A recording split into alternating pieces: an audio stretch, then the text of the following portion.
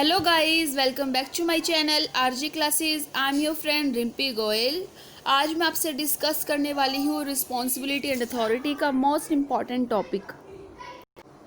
Friends, जो responsibility and authority है, ये दोनों ही एलिमेंट्स है डिलीगेशन ऑफ अथॉरिटी के।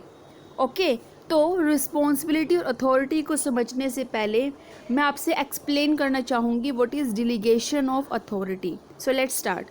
सो डिलीगेशन ऑफ अथॉरिटी का फ्रेंड मतलब होता है कि जब सब सुपीरियर कुछ अथॉरिटी ट्रांसफ़र करता है अपने सबॉर्डिनेट को, जिससे कि वे अच्छे से काम कर पाए, सक्सेसफुली कर पाए। Okay, simply it means division of work and assigning authority for successful work performance is called delegation of authority। जब हमने वर्क को डिवाइड कर दिया ऑर्गेनाइजेशन में और हर एक पार्ट हमने एक एक्सपर्ट को असाइन कर दिया, एक एक्सपर्ट को अलॉट कर दिया, तो वे अच्छे से उस काम को कर पाए, तो ज़रूरी है कि उसे कुछ अथॉरिटी भी दी जाए जिससे कि वे उस काम को बढ़िया तरीके से कर पाए। अथॉरिटी का मतलब क्या होता है? अब आपके माइंड में क्वेश्चन ये होगा, अथॉरिटी का मतलब होता है पावर टू टेक डिसीजंस। जब एक बंदे के पास डिसीजन लेने की पावर आ जाए उसे हम कहते हैं authority. So simple. Okay, delegation of authority most important part है ऑर्गेनाइजिंग प्रोसेस का। जब एक मैनेजर अथॉरिटी को डिलीगेट कर देता है तो इससे जो वर्कलोड होता है मैनेजर्स का वो कम होता है। देखिए फ्रेंड्स, अब यहाँ पर आपको मैं एक बहुत अच्छे एग्जांपल्स दे के चीज़ें कराऊंगी। ये चीज़ें आपको फ्लो चार्ट से नहीं आएगी, ये चीज़ें आपको मैं एग्जांपल दे के खुद कराऊंगी। ओके, सबसे पहले डेलीगेशन ऑफ अथॉरिटी की ज़रूरत क्यों पड़ी, कि अथॉरिटी ट्रांसफ़र करने की ज़रूरत क्यों पड़ी ऑर्गेनाइजेशन को? बिकॉज फ्रेंड्स, जो मैनेजर होते हैं वे सारे के सारे काम, सारी की सारी जॉब्स इंडिपेंडेंटली नहीं कर सकते। उनको हेल्प चाहिए दूसरे पर्सन्स की उस काम को अच्छे से करने के लिए। दैट्स वाई जब वर्क को डिवाइड किया जाता है तो ये बहुत ज़रूरी हो जाता है कि हम अथॉरिटी को भी डेलीगेट करें, अथॉरिटी को भी ट्रांसफ़र करें, अथॉरिटी को भी सौंपे दूसरे पर्सन को, जिससे कि वो उस काम को अच्छे से कर पाए। अगर काम डिवाइड होगा, अथॉरिटीज़ दी जाएगी, तो कहीं ना कहीं मैनेजर के ऊपर से क्या होगा, वर्कलोड कम होगा, राइट। सो इसी तरीके से अब फ्रेंड्स आप एक एग्जाम्पल लेके चलिए। अब टेलीग्राम पर मेरा एक ग्रुप है। ओके, अब टेलीग्राम के ग्रुप में मैंने आपको एक अथॉरिटी दी हुई है कि आप अपनी तरफ से अपने मेंबर्स, जिसको आप जानते हैं, जो आपके नोन में है, जो कॉमर्स स्टूडेंट्स है, जो प्रिपरेशन कर रहे हैं, आप उसको ऐड कर सकते हैं। तो मैंने यहाँ पर आपको क्या दिया, एक अथॉरिटी दिया, एक परमिशन दिया, एक पावर दिया कि आप भी डिसीजंस ले सकते हैं ग्रुप के अंदर, राइट। तो इसी को हम क्या कहते हैं, अथॉरिटी कहते हैं। अब मैंने आपको ये कह दिया कि ना आपको मेम्बर्स ऐड करने हैं, ठीक है, लेकिन मैंने आपको वे पावर ही नहीं दी। मैंने आपको बोल तो दिया कि आप मेंबर्स ऐड कर सकते हैं, बट मैंने वे सेटिंग के ऊपर नहीं करा। मैंने आपको, इसका मतलब मैंने परमिशन नहीं दिया। जब तक मैं वे सेटिंग में जाकर चेंज नहीं करूँगी परमिशन को कि यस आप भी कर सकते हैं ऐड मेंबर्स, तब तक आप कैसे करेंगे, राइट। तो इसलिए कहा गया है कि जब हम किसी को कोई काम सौंपते हैं तो काम सौंपते वक्त हमें उसे कुछ पावर्स भी देनी चाहिए, जिससे कि वो उस काम को अच्छे से कर पाए, खुद डिसीजंस ले पाए, ठीक है। सो अगर हम एक नटशेल की बात करें, कंक्लूजन की बात करें, खाली काम को बांटना, खाली वर्क को डिवाइड करने से सक्सेस नहीं आती। सक्सेसफुल वर्क के लिए अथॉरिटी को भी हमें सबॉर्डिनेट्स को देना चाहिए, जिससे कि वे उस वर्क से रिलेटेड डिसीजंस ले सके। ओके, सो अब हम मूव करते हैं कि डेलीगेशन ऑफ अथॉरिटी के क्या एलिमेंट्स हैं। There are 3 elements of delegation of authority. First हमारा अथॉरिटी ही रहेगा। ट्रांसफ़र किसको करते हैं, अथॉरिटी को ही करते हैं। तो ये तो मोस्ट इंपॉर्टेंट है, रिस्पॉन्सिबिलिटी एंड अकाउंटेबिलिटी। अगर इन तीनों में से एक पार्ट भी मिसिंग है तो अथॉरिटी जो है वो डेलीगेट नहीं मानी जाएगी, ठीक है। अब सबसे बड़ा चैलेंज ये है फ्रेंड्स कि बच्चों को इन तीनों ही टर्म्स में, खासकर रिस्पॉन्सिबिलिटी में एंड अकाउंटेबिलिटी में बहुत डाउट्स रहते हैं। सबको लगता है कि रिस्पॉन्सिबिलिटी और अकाउंटेबिलिटी दोनों सेम है, both are same, but these both ये जो दोनों टर्म्स है ये एब्सोल्युटली डिफरेंट है, बहुत डिफरेंस है। ये सारी चीज़ें अब हम क्लियर करेंगे। सबसे पहले हम रिस्पॉन्सिबिलिटी को बेसिक से पढ़ते हैं। रिस्पॉन्सिबिलिटी 2 तरह की होती है, responsibility 4 and responsibility 2। Okay, so what is responsibility 4?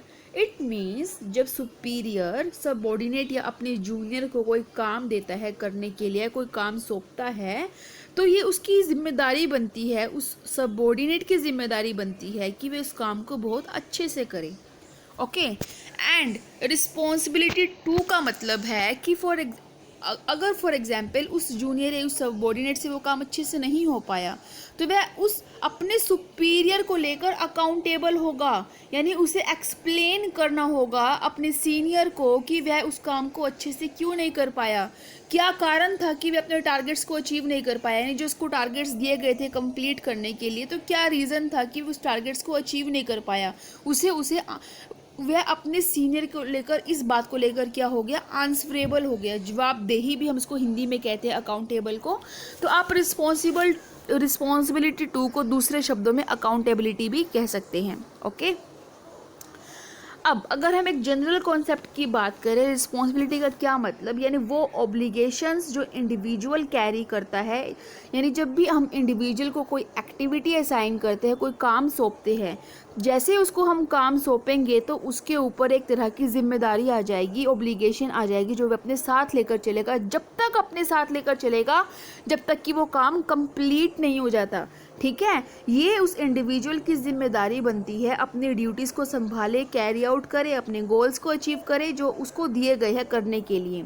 उसकी रिस्पॉन्सिबिलिटी तभी पूरी होगी जब वो पर्सन सारे असाइन टास्क को अकम्प्लिश कर लेगा, पूरा कर लेगा। अब हम इसी कॉन्सेप्ट को मैनेजमेंट के पॉइंट ऑफ व्यू से देखते हैं, मैनेजमेंट की आंखों से देखते हैं, मैनेजमेंट के पॉइंट ऑफ व्यू से सोचते हैं। ओके, तो रिस्पॉन्सिबिलिटी का मतलब किसी को कुछ ऑब्लिगेशन देना किसी वर्क से रिलेटेड, राइट। सब जब एक सीनियर अपने जूनियर या अपने सबऑर्डिनेट को कोई काम देता है तो सबऑर्डिनेट की ड्यूटी बनती है कि वह उसको परफॉर्म करे, बहुत अच्छे से परफॉर्म करे, जो भी उसको ऑर्गेनाइजेशनल टास्क दिया गया है, कोई फंक्शन दिया गया है। ठीक है, एंड फ्रेंड्स, वह अपनी रिस्पॉन्सिबिलिटी को तभी पूरा कर पाएगा जब तक कि उसके पास पावर होगी डिसीजंस लेने की। अगर हम किसी को कोई रिस्पॉन्सिबिलिटी देते हैं तो हमें उसको अथॉरिटी भी देनी पड़ती है। अगर हमने उसको अथॉरिटी नहीं दी तो वह उस काम के लिए रिस्पॉन्सिबल नहीं माना जाएगा। ओके, अथॉरिटी एंड रिस्पॉन्सिबिलिटी दोनों ही चीज़ें साइड बाय साइड चलती है। ये एक सिक्के के दो पहलू है, यानी ये वन कॉइन की टू साइड्स है, यानी ये दोनों चीज़ें साथ साथ चलती है। अगर हमको किसी काम के लिए किसी पर्सन को रिस्पॉन्सिबल बनाना है तो ये बहुत ज़रूरी बनता है कि हमें उसे कुछ पावर्स भी देनी चाहिए जिससे कि वो डिसीजंस ले सके। So simple. आई होप आपको ये स्लाइड अच्छे से क्लियर हो गया। अगर कोई भी इशू है, कहीं पर कोई भी प्रॉब्लम है, आप मुझसे ज़रूर कमेंट में पूछिए फ्रेंड्स, क्योंकि आपके डाउट्स मैं सोल्व कर कर चलूँगी। बिकॉज फ्रेंड, जब हमारी ये यूनिट पूरी कंप्लीट होगी ना, तो उसके बाद मैं सिर्फ एक इसी यूनिट से ही एक मेगा क्विज़ कंडक्ट करूँगी, तब मुझे सबका क्विज़ आपका अच्छा चाहिए। ओके, इसलिए मैं कह रही हूँ अभी जितने भी डाउट्स आप मुझसे पूछ सकते हैं। अब रिस्पॉन्सिबिलिटीज़ कई तरह की होती है, यहाँ पर हम बेसिक टर्म्स क्लियर करेंगे कि इतना हमें बेसिक पता होना चाहिए। ठीक है, एक होती है फिलैंथ्रोपिक रिस्पॉन्सिबिलिटीज़। इसमें एक पर्सन की अपने आप को लेकर क्या जिम्मेदारी होती है, एक अच्छा सिटीज़न बनना, एक अच्छा नागरिक बनना। एक होती है एथिकल रिस्पॉन्सिबिलिटीज़, कि हमें एथिकल बनना है, हमें सारे एथिक्स फॉलो करने हैं, कोई फ्रॉड नहीं करना। ओके, एक होती है लीगल रिस्पॉन्सिबिलिटीज़, कि हमने अपने जो हमारा कानून है, हमारे इंडिया का, जो हमारे इंडिया का लॉ है, हमें वे सारे लॉज को मानना है, सारे कानून में रहकर काम करना है, हमें लॉफुली हर एक एक्ट करना है हमें। ठीक है, ये होती है legal responsibilities. And economic responsibilities, जब आप एक बिज़नेस संभालते हैं, जब आप एक बिज़नेस रन करते हैं, तो उस टाइम अपने बिज़नेस को लेकर आपकी क्या रिस्पॉन्सिबिलिटी बनती है कि मुझे मेरे बिज़नेस को प्रॉफिटेबल बनाना है। ठीक है, तो वहाँ पर आपकी कौन सी रिस्पॉन्सिबिलिटी आएगी, इकोनॉमिक रिस्पॉन्सिबिलिटीज़ आएंगी। अब सेकंड एलिमेंट की हम बात करें, दैट इज़ अथॉरिटी। अथॉरिटी का मतलब होता है फ्रेंड डिसीजन लेने की पावर। ओके, डिसीजंस हमारे किसी भी चीज़ से रिलेटेड हो सकते हैं, कि रिसोर्सेज लाइक ह्यूमन रिसोर्स होते हैं, मटेरियल, मशीन, मनी। ओके, इनको कैसे यूज़ किया जाए, इससे रिलेटेड डिसीजंस हो सकते हैं, क्या किया जाए और क्या ना किया जाए। ये सारी चीज़ें हमारी किस में आती है, अथॉरिटी में आती हैं। अथॉरिटी हमेशा डाउनवर्ड फ्लो करती है। ओके, अब यहाँ पर आपको मैं एक एग्जाम्पल दूंगी, ध्यान से सुनना है आपको। ये आपने पिरामिड देखा होगा, ये होता है टॉप लेवल मैनेजमेंट, ये होता है मिडिल लेवल मैनेजमेंट एंड ये होता है लोअर लेवल मैनेजमेंट।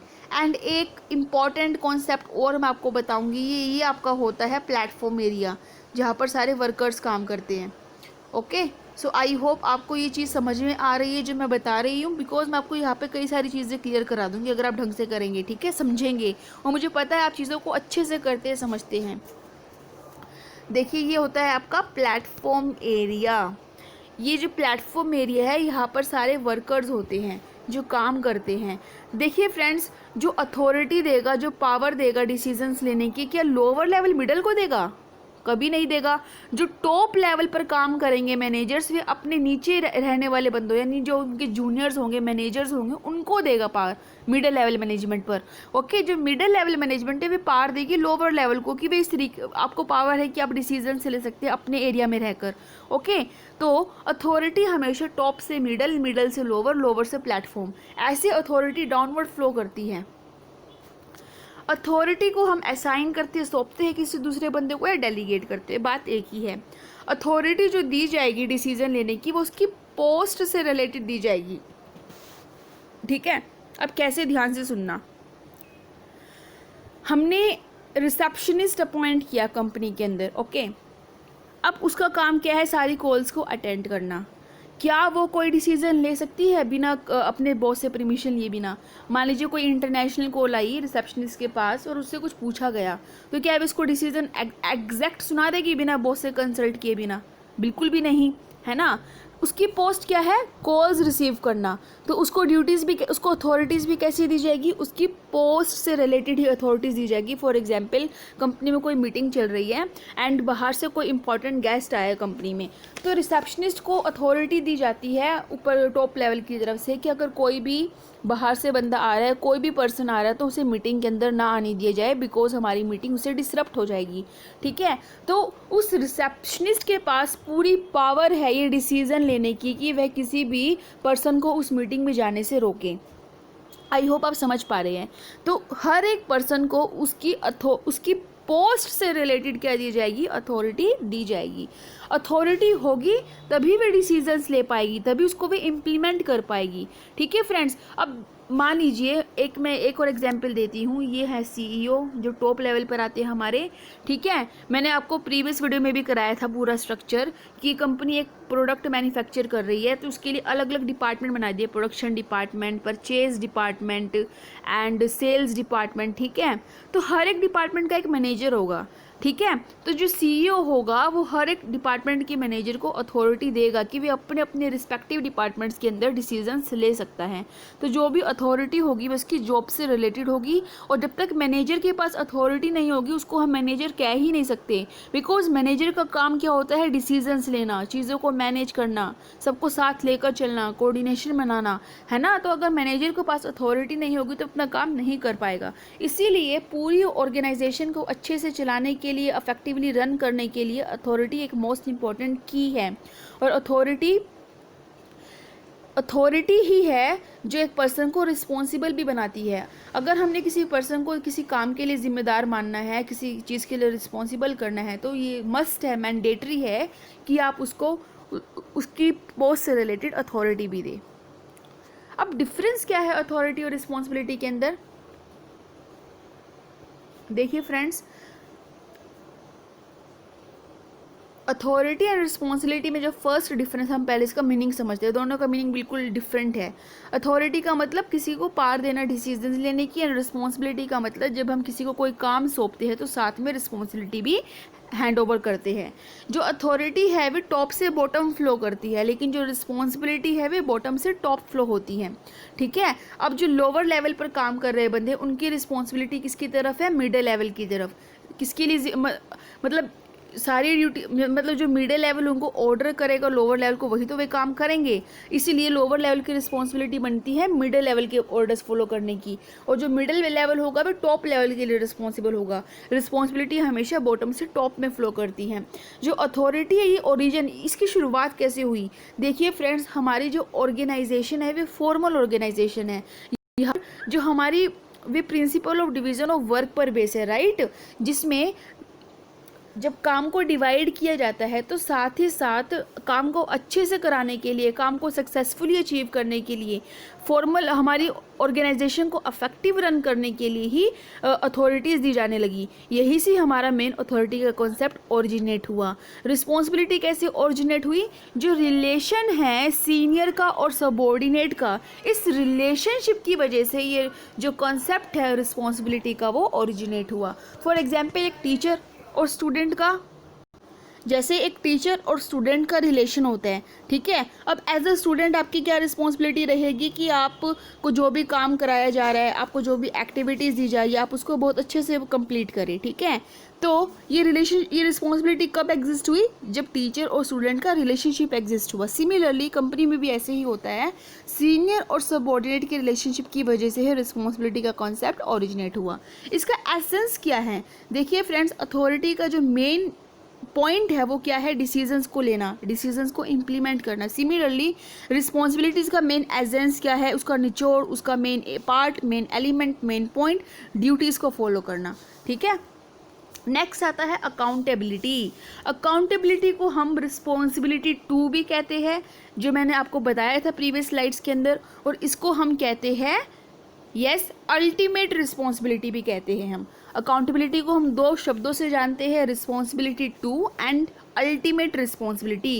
ये दोनों ही टर्म्स अकाउंटेबिलिटी को डिफाइन करते हैं, ठीक है। अकाउंटेबिलिटी का मीन्स, एक सेकेंड में स्केच चेंज कर रही हूँ, पेन चेंज कर रही हूँ मैं।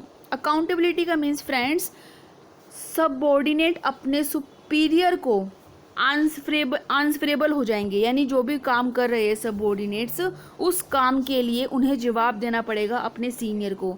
उसे हम कहते हैं अकाउंटेबिलिटी। अकाउंटेबिलिटी हमेशा फ्लो करती है सबऑर्डिनेट से सुपीरियर की तरफ, यानी बॉटम टू टॉप अकाउंटेबिलिटी हमेशा मूव करती है, क्योंकि जो सबसे टॉप लेवल किसी के लिए, टॉप लेवल जो है वे अकाउंटेबल नहीं है, जो मिडिल लेवल है वो अकाउंटेबल होगा टॉप लेवल के लिए, ठीक है। जो लोअर, जैसे मैं एक पिरामिड फिर बना रही हूँ, देखिए ये हमारा है, मान लीजिए लोअर लेवल, ये हमारा है मिडिल लेवल, ये हमारा है टॉप लेवल। जो लोअर लेवल है वे अकाउंटेबल किसको होंगे? मिडिल लेवल को लेकर। जो मिडिल लेवल है वे अकाउंटेबिलिटी किस चीज़ को लेकर होंगे? टॉप लेवल को लेकर, ओके। ये बॉटम से टॉप फ्लो करती है। अकाउंटेबिलिटी का मतलब है उस इंडिविजुअल की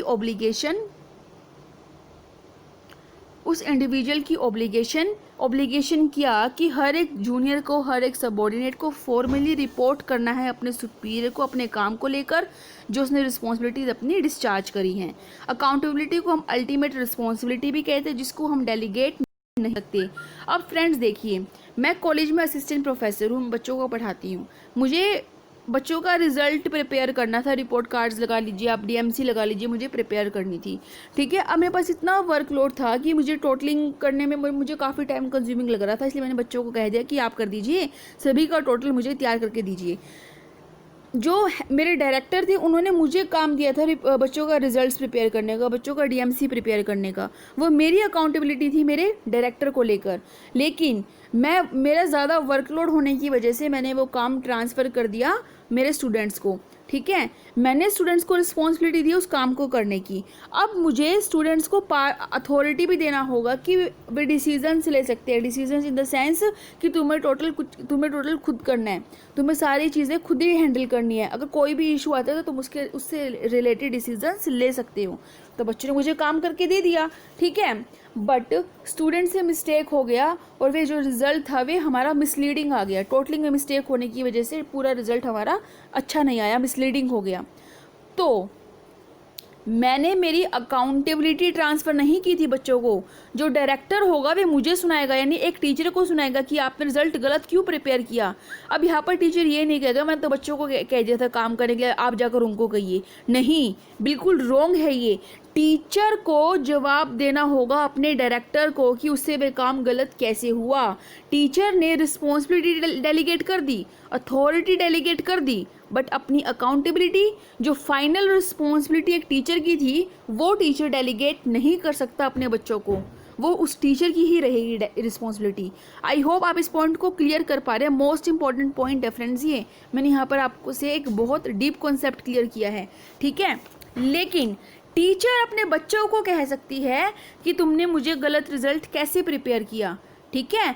जो प्रिंसिपल, जो डायरेक्टर होगा वह टीचर को बोलेगा, टीचर डायरेक्टर को लेकर आंसरेबल होगी, ठीक है। टीचर अपने स्टूडेंट्स को बोलेगी, स्टूडेंट्स अपने टीचर को लेकर आंसरेबल होंगे। I hope this is clear now, okay. अब रिस्पॉन्सिबिलिटी और अकाउंटेबिलिटी में डिफरेंस क्या है? जैसे रिस्पॉन्सिबिलिटी मैं ऑलरेडी एक्सप्लेन कर चुकी हूँ पॉइंट। अकाउंटेबिलिटी का मतलब काम तो पूरा किया ही किया, साथ में काम अगर सही नहीं हुआ तो उसकी जिम्मेदारी भी इसके ऊपर आ जाएगी, उसे हम कहेंगे अकाउंटेबिलिटी। डेलीगेशन का मतलब होता है रिस्पॉन्सिबिलिटी फॉर, सिर्फ एक काम असाइन करना दूसरे पर्सन को और उस काम को पूरा करना, दैट्स इट। अकाउंटेबिलिटी के अंदर हम अपनी रिस्पॉन्सिबिलिटी, जो फाइनल, जो अल्टीमेट रिस्पॉन्सिबिलिटी है, वे किसी को भी डेलीगेट नहीं कर सकते, ठीक है। ये एग्जिस्ट हुई सीनियर सबऑर्डिनेट रिलेशन के बेस पर, और अकाउंटेबिलिटी तब आती है जब भी अथॉरिटी ट्रांसफ़र कर दी जाती है। जैसे ही अथॉरिटी हमने किसी दूसरी पार्टी को या किसी जूनियर को या किसी सबऑर्डिनेट को दे दी, वैसे ही वे उसके लिए क्या बन जाएगा? रिस्पॉन्सिबल बन जाएगा। यानी जिस भी डेलीगेटर ने, जिस भी पर्सन ने अथॉरिटी को ट्रांसफ़र किया है, वो जो है उस काम के लिए क्या मानिए जाएगा? अकाउंटेबल मानिए जाएगा, ठीक है। क्या हम अकाउंटेबिलिटी को डेलीगेट कर सकते हैं? बिल्कुल भी नहीं कर सकते। अभी मैंने टीचर स्टूडेंट का एग्जाम्पल दिया था आपको, एक एग्जाम्पल और देखते हैं। एक चीफ मैनेजर है, उसने एक काम सौंपा, एक जॉब असाइन करी डिपार्टमेंटल मैनेजर को। हर एक कंपनी के डिपार्टमेंट्स होते हैं अलग अलग, तो एक डिपार्टमेंट के मैनेजर को काम सौंपा।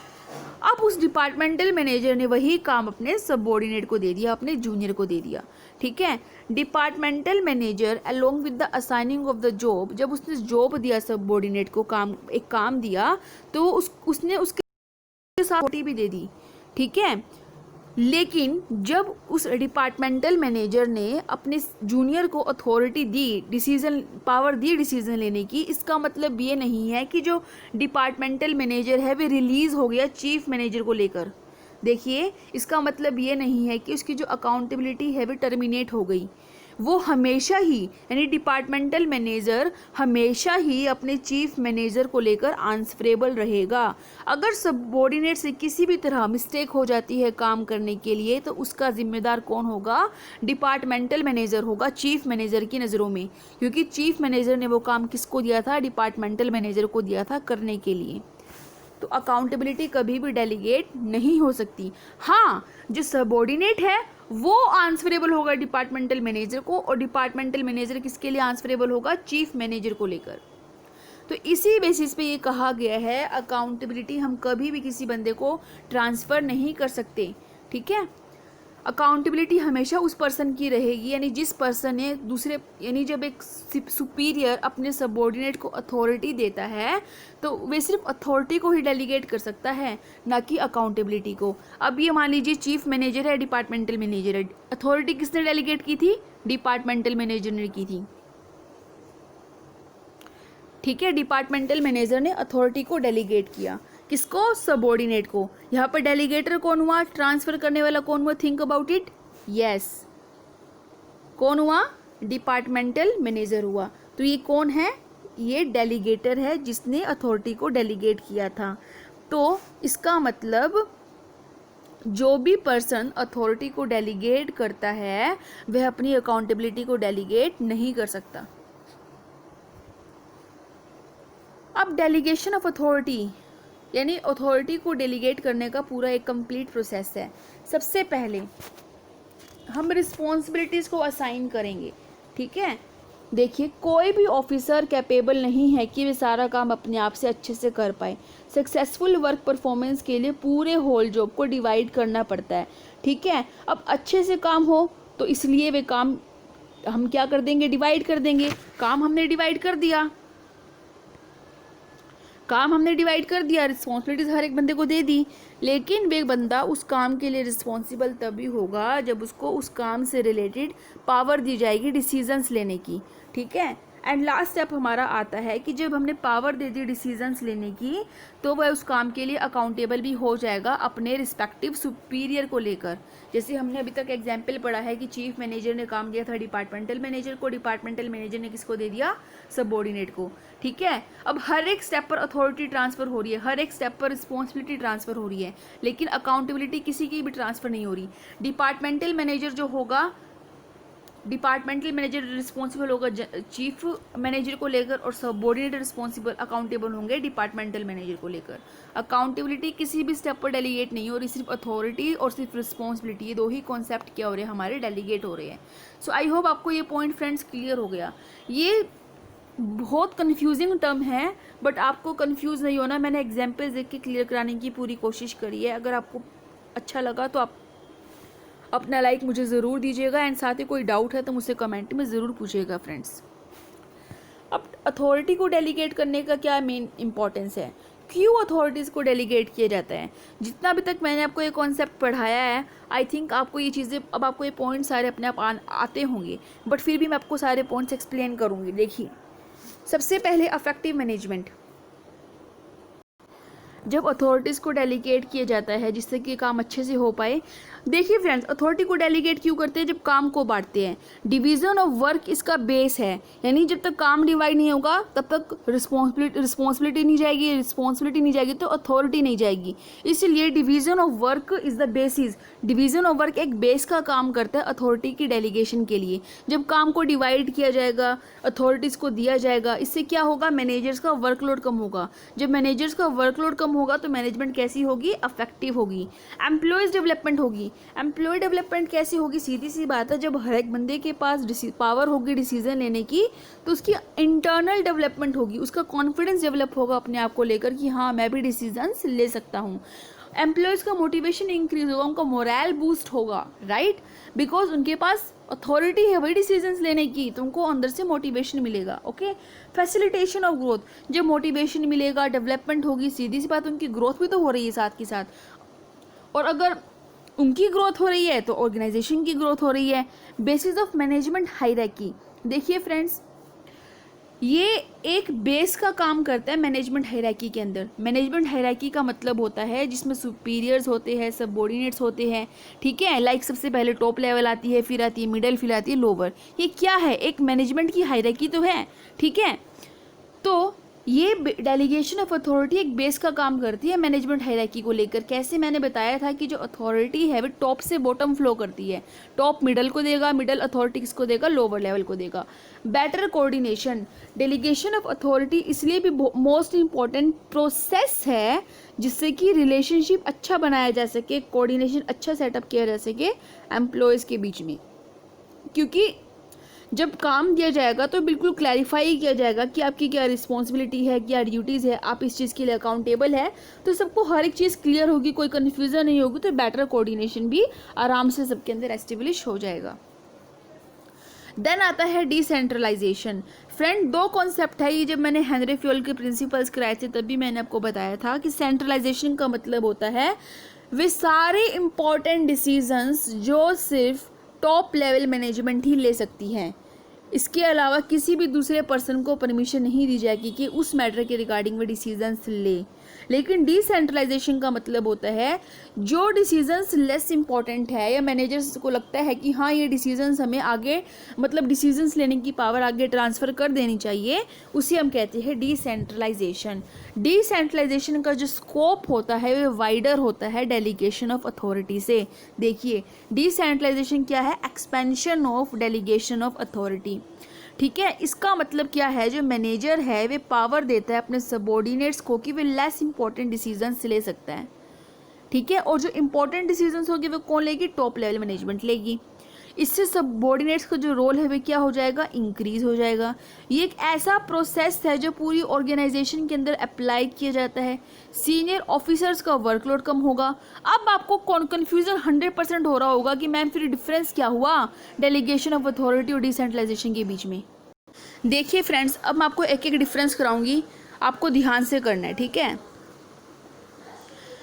डेलीगेशन ऑफ अथॉरिटी, क्यों की जाती है? जब काम को डिवाइड किया जाता है, काम को डिवाइड किया जाता है जिससे काम अच्छे से हो पाए, तभी हम अथॉरिटी को ट्रांसफ़र करते हैं। लेकिन डिसेंट्रलाइजेशन फ्रेंड्स ज़रूरी नहीं है। अगर मैनेजर ये चाहे कि सारे डिसीजंस हमें ही लेने हैं कंपनी से रिलेटेड और वे अथॉरिटी को ट्रांसफ़र नहीं करते, तो भी हमारी कंपनी चल सकती है। डेलीगेशन ऑफ अथॉरिटी के अंदर जब सबऑर्डिनेट्स को पावर दी जाती है डिसीजंस की, उनको फ्रीडम कम होती है, सुपरवाइज़र का पूरा कंट्रोल होता है उनके ऊपर। लेकिन डिसेंट्रलाइजेशन के अंदर ज़्यादा फ्रीडम होती है। ठीक है। डेलीगेशन ऑफ अथॉरिटी में जो स्टेटस है वो डिवीज़न ऑफ वर्क पर बेस है, लेकिन जो डिसेंट्रलाइजेशन है, ये जो एक कॉन्सेप्ट निकल कर आया जब बड़े बड़े ऑफिशियल्स, टॉप लेवल मैनेजर जब पॉलिसीज़ फ्रेम करते हैं, जो मोस्ट इंपॉर्टेंट डिसीजंस लेते हैं, वे क्या कहते हैं कि जो डिसीजंस हम ले सकते हैं लाइक पॉलिसीज़ बनाना, ठीक है, तो ये सारे डिसीजंस हमारे हैं। लेकिन जो लेस इंपॉर्टेंट डिसीजन जो कम प्रायोरिटी पर आते हैं, वे लोअर लेवल मैनेजर्स या मिडिल लेवल मैनेजर्स ले सकते हैं। इसका जो स्कोप है वो लिमिटेड है डेलीगेशन ऑफ अथॉरिटी का, लेकिन डिसेंट्रलाइजेशन का स्कोप वाइडर है। इसमें जो भी डिसीजंस लेंगे एम्प्लॉयज़, वही उन डिसीजंस को इम्प्लीमेंट करेंगे। ठीक है। और एक मोस्ट इम्पॉर्टेंट पॉइंट, डिसेंट्रलाइजेशन के अंदर अथॉरिटी के साथ अकाउंटेबिलिटी डेलीगेट होती है। मोस्ट इंपॉर्टेंट पॉइंट है फ्रेंड्स, ये हमने पढ़ा था डेलीगेशन ऑफ अथॉरिटी में कि अकाउंटेबिलिटी डेलीगेट नहीं होती, लेकिन डिसेंट्रलाइजेशन के कॉन्सेप्ट में अथॉरिटी के साथ अकाउंटेबिलिटी भी डेलीगेट होती है। Okay, so I hope this is clear now what ever आज मैंने जो भी आपको टीच कराया है। सो फ्रेंड्स, अगर आपको आज का ये वीडियो अच्छा लगे तो अपना लाइक ज़रूर दीजिएगा। हमारा लास्ट पॉइंट रह गया इंपॉर्टेंस ऑफ डिसेंट्रलाइजेशन। सीधी सी बात है, जब सबऑर्डिनेट्स को पावर दे दी जाएगी डिसीजंस लेने की, उनका इनिशिएटिव डेवलप होगा, उनका टैलेंट इंक्रीज़ होगा, उनके अंदर मैनेजरल एबिलिटी इंक्रीज़ होगी। जब सारे डिसीजंस मिडिल और लोअर लेवल मैनेजर्स लेने लग जाएंगे तो डिसीजन मेकिंग क्विक हो जाएगी, टॉप मैनेजमेंट को थोड़ा रिलीफ मिलेगा, ग्रोथ अच्छी होगी और बेटर कंट्रोल होगा। सो फ्रेंड्स, आज के लिए सिर्फ इतना ही टॉपिक है। अगर आपको आज का ये वीडियो अच्छा लगा, अपना लाइक ज़रूर दीजिए। कोई डाउट है मुझसे ज़रूर पूछिए। टेलीग्राम पर आज की क्विज़ हमारी इसी टॉपिक से रिलेटेड रहेगी। So take care, thank you, bye bye.